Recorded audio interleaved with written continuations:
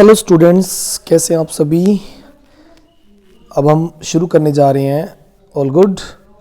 तो अब हम शुरू करने जा रहे हैं 9th का चैप्टर नंबर 4 और ये 9th की हिस्ट्री बुक के सेक्शन नंबर 2 में है।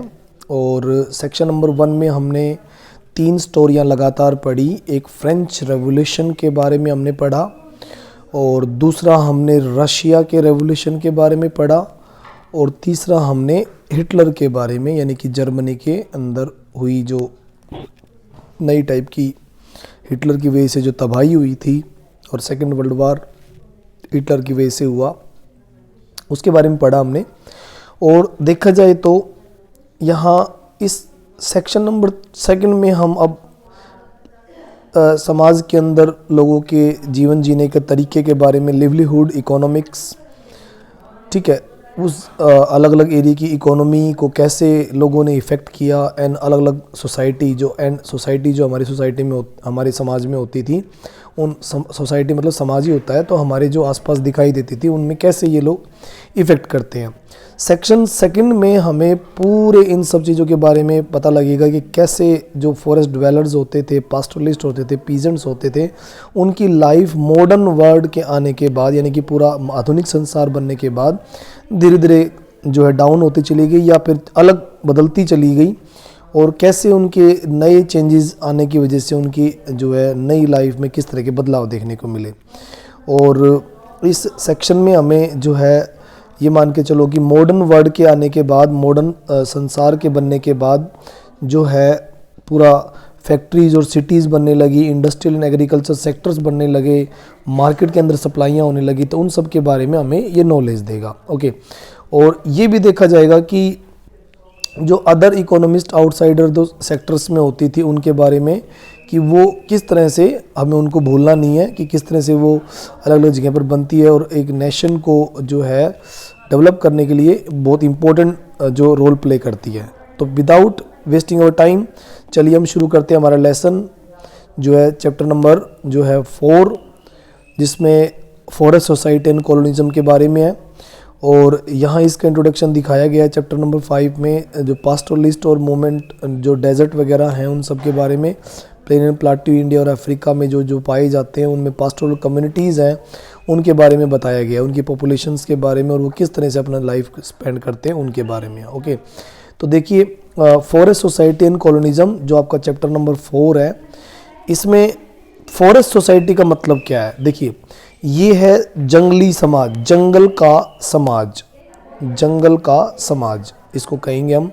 और आप जानते ही हैं कि जंगल का नियम, जंगल के कानून, जंगल का समाज बिल्कुल दूसरे जंगल के अलावा जो विलेज में जो सोसाइटी होती है उनसे बिल्कुल अलग होता है, अर्बन सोसाइटी से भी बिल्कुल अलग होता है, अर्बन और जो है रूरल सोसाइटी से बिल्कुल अलग थलग ये होता है।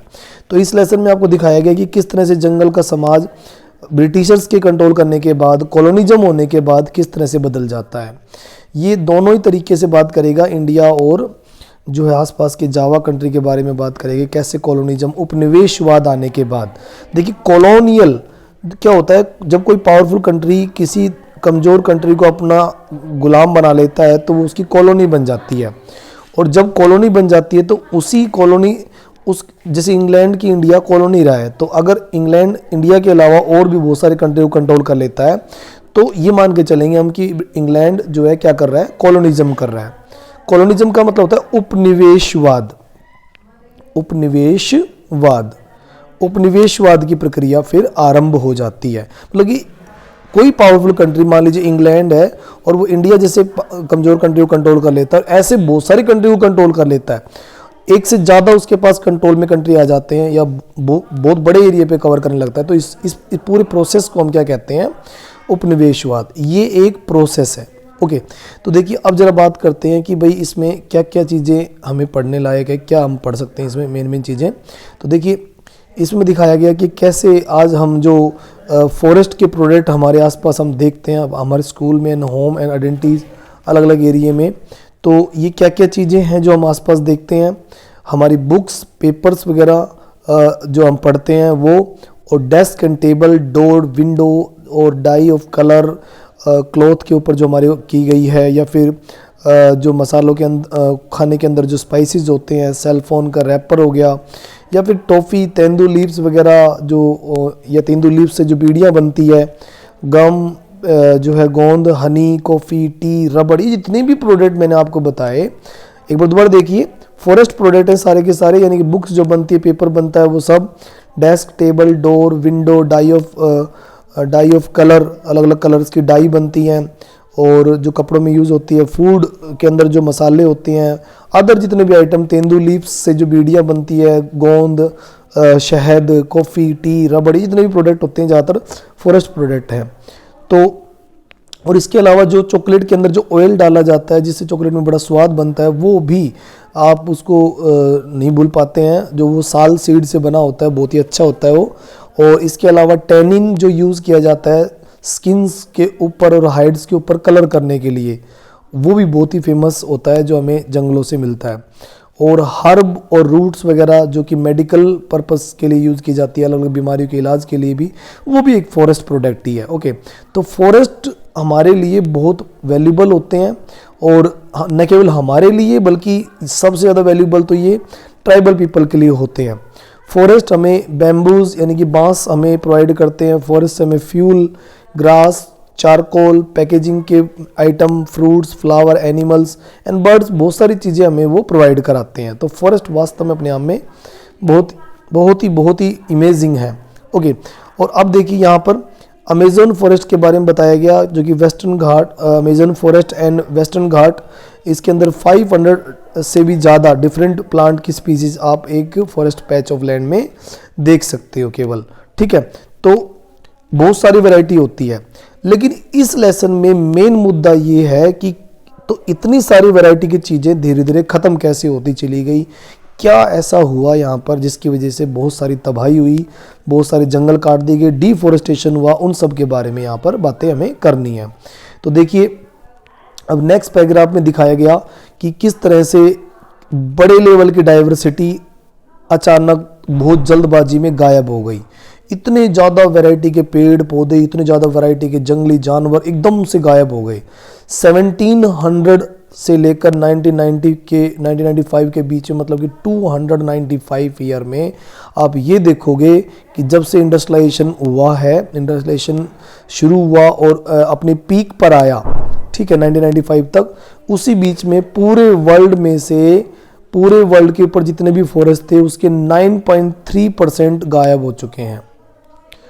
टोटल इंडस्ट्रियल एरिया, टोटल जो फॉरेस्ट एरिया था हमारा, वो इंडस्ट्रियल यूज़ में आ चुका है, और इंडस्ट्रीज़ के अंदर कल्टीवेशन के लिए, पास्चर लैंड्स के लिए और फ्यूल वुड इकट्ठी करने के लिए वो सब काटे जा चुके हैं।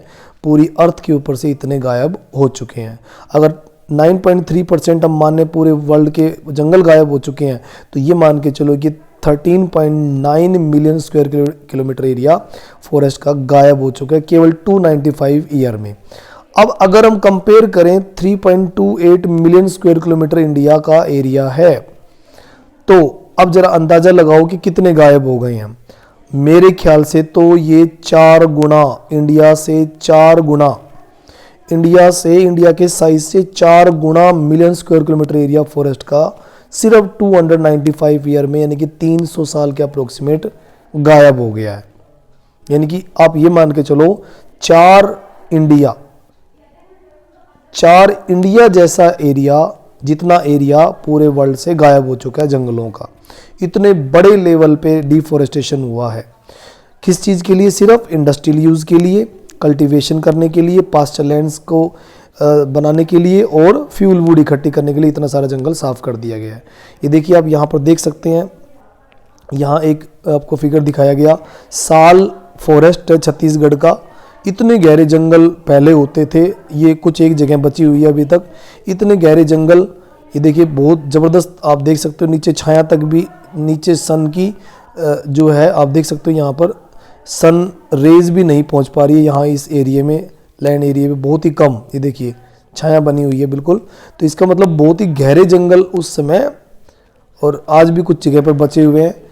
Different height of trees and plants in the picture दिखाई गई है। Variety of species, A dense forest, so very little sunlight fine on the forest area, fall on the forest area, forest floor के ऊपर बहुत ही कम sunlight पहुंच पाती है। इतने गहरे गहरे जंगल उस समय पाए जाते थे साल ट्री के, लेकिन अब जो है धीरे धीरे ये सब चीज़ें कम होती जा रही हैं, गायब होती जा रही, जिसके लिए पूरी तरह से जिम्मेदार इंसान ही है। मैं तो पूरी तरह से इसको इंसानों को ही जिम्मेदार मानूंगा। ओके, और अपने लालच के मारे उन्होंने मान के चलो कि 9.3 जो है % पूरे वर्ल्ड से फॉरेस्ट गायब कर दिए हैं। ओके, अब जरा बात करते हैं क्यों करते हैं ये जंगल को काटते हैं, क्यों, क्या रीज़न है जो है डिफॉरेस्टेशन क्यों होता है। तो देखिए जितने भी फॉरेस्ट डिसअपीयर हुए हैं, गायब हुए हैं, डिफॉरेस्टेशन जो हुआ है, फॉरेस्ट अगर गायब हो जाते हैं, काट लिए जाते हैं तो इसको हम डिफॉरेस्टेशन कहते हैं, निर्वनीकरण बोलते हैं। ये कि बहुत ही बड़ी एक ज्वलंत समस्या है आज के दिन, ठीक है। Deforestation is not a recent problem, आज की प्रॉब्लम नहीं है, बहुत पहले की प्रॉब्लम है, आज ये बहुत बड़ी हो चुकी है। ये प्रोसेस तब शुरू हुआ बहुत सारी सेंचुरी पहले, मतलब 2-3 सेंचुरी पहले, 4-5 सेंचुरी लगभग पहले ये सब शुरू हुआ। कॉलोनियल रूलर्स जब कॉलोनीज बननी शुरू हुई सिस्टमेटिक ढंग से, इंटेंसिव वे में, फिर ये फॉरेस्ट की कटिंग होनी शुरू हो गई। और इंडिया में भी बहुत सारे कारण हैं कि यहाँ पर डिफॉरेस्टेशन हुआ। अब देखिए सबसे पहला कारण यहाँ पर दिया गया 1.1 लैंड टू बी इम्प्रूव्ड, ज़मीनों को इम्प्रूव किए जाने के लिए जंगल काटे गए। 1600 के आसपास देखा जाए तो 1/6 ऑफ इंडिया लैंड मास, यानी कि इंडिया की 1/6 यानी कि 1/6 पार्ट में इंडिया के लैंड मासिस पर कल्टीवेशन के लिए उसको तैयार किया गया। और अब हम ये भी कह सकते हैं कि वो अबाउट हाफ, वो लगभग आधे के लगभग पहुंच गया था। पॉपुलेशन जैसे जैसे बढ़ती गई, सेंचुरीज लगातार में पॉपुलेशन बढ़ती गई, तो फूड की डिमांड लगातार बढ़ती गई यूरोप में और इंडिया में भी। तो पीजेंट्स ने क्या किया, कल्टीवेशन करने के लिए अपनी बाउंड्रियां बढ़ानी शुरू कर दी, मतलब जंगल एरिया को काटना शुरू कर दिया। जब उनके फॉरेस्ट कम पड़ते चले गए तो उन्होंने जंगलों को साफ करना शुरू कर दिया और नई ज़मीनों को ढूंढना और उनको साफ करके उनको तोड़ना फोड़ना, यानी कि उसको एग्रीकल्चर के लिए तैयार करना शुरू कर दिया। कॉलोनियल टाइम पीरियड में, औपनिवेशिक काल में कल्टीवेशन बड़े लेवल पे जो है बढ़ा, और कल्टीवेशन बढ़ा और बहुत सारे रीज़न है इसके पीछे कि कल्टीवेशन क्यों बढ़ाया गया। तो पहला रीज़न यहाँ पे दिखाया गया, ब्रिटिश डायरेक्टली लोगों को इनक्रेज कर रहे थे कल्टीवेशन करने के लिए। अब यहाँ देख सकते हो कि ये एक सीन दिखाया गया जंगल का, कितना बेहतरीन सीन है, आप देख सकते हैं। यहाँ बहुत सारी याक और जो है काउज यहाँ नज़र आ रही हैं, काफ़ी बढ़िया इकोसिस्टम था, लेकिन ये धीरे धीरे गायब हो गया है। ये पेंटिंग जो बनाई है ये बहुत ही फेमस अमेरिका की नेटिव एरिया में, लाकोटा ट्राइब एरिया में ये फ़ोटो बनाई गई। इसको जॉन डवसन ने जो है पेंट किया है, और ये वैली दिखाई है जो कि बहुत ही बढ़िया ढंग से फुल ऑफ लाइफ है। ओके, यहाँ पर इन्होंने दिखाया कि ग्रेट नॉर्दर्न अमेरिकन प्लेन में, यानी कि नॉर्थ अमेरिका के प्लेन एरिया में ज़बरदस्त जो डाइवर्सिफाइड इकोनॉमी के बारे में इन्होंने दिखाया है। ओके, यहाँ पर ये लोग मेज़ कल्टीवेशन करते हैं, शिफ्टिंग एग्रीकल्चर के थ्रू, शिफ्टिंग कल्टीवेशन के थ्रू ये लोग मेज़ उगाते हैं, मोटा अनाज जो होता है, wild plants and hunted bison, और यहाँ पर ये बाइसन जो होते हैं उनको हंट करते हैं। और ये बहुत बड़ा एरिया जहाँ पर बहुत ज़्यादा मात्रा में बाइसन्स पाए जाते हैं, यहाँ पर इनको हंट किया जाता है। इंग्लिश सेटलर्स इस एरिया को वेस्टफुल मानते थे कि ये ख़राब एरिया है, तो इसको एग्रीकल्चर के लिए वो तैयार कर देते हैं। 1860 में बहुत बड़े लेवल पर यहाँ पर बाइसन्स मार दिए गए थे।